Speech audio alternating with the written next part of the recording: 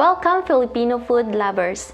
My name is Joy, and with this channel, I want to share my love for Filipino food with you. I started cooking Filipino recipes when I was 12 years old to help my parents while working around the farm. Filipino food is always served with condiments within easy reach. With these condiments, you can customize the flavor of any dish. These self-mixed dipping sauces are known as sausawan. There are many different kinds of sausawan. Into this video, you will be making my favorite pinakurat recipe. Vinegar flavored with chili and garlic. You can use this all-purpose sweet and spicy vinegar as a condiment for street food. Or you could also use this for your following adobo recipe to add even more flavors. You can keep this sauce in clean mason jars. Just adjust this recipe as you like. You can try using different chilies or other spices like bay leaf. This recipe will make you 3 cups. You will get this done in less than 15 minutes of total preparation time. Here's what you will need: 10 garlic cloves, filled and sliced. You can also use 1/4 cup of dried fruit such as raisins or mangoes. This is optional. I prefer not to use dried fruits to reduce fermentation, making it easier to store it for longer. 5 whole bird's eye chilies. Bird's eye chilies, also known as finger chilies or siling labuyo in Tagalog, pack natural heat. Fresh cayenne pepper would work here, or any small very hot chili. 1 3-inch fresh ginger, scrubbed and minced. 1 tablespoon of whole black peppercorns, 3 to 4 cups of white sugarcane vinegar. I prefer using white sugarcane vinegar for my recipes. I recommend buying a Filipino brand like Dato Puti or Silver Swan for more traditional Filipino flavor. You can also substitute it with white wine vinegar,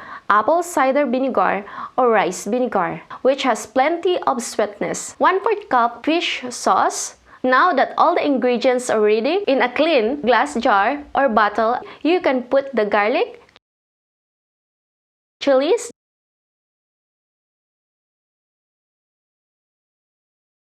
ginger, and peppercorns and cover them with vinegar and fish sauce.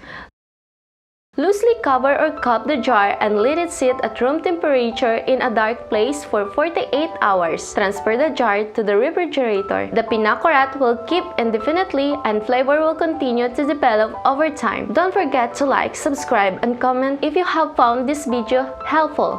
Thank you.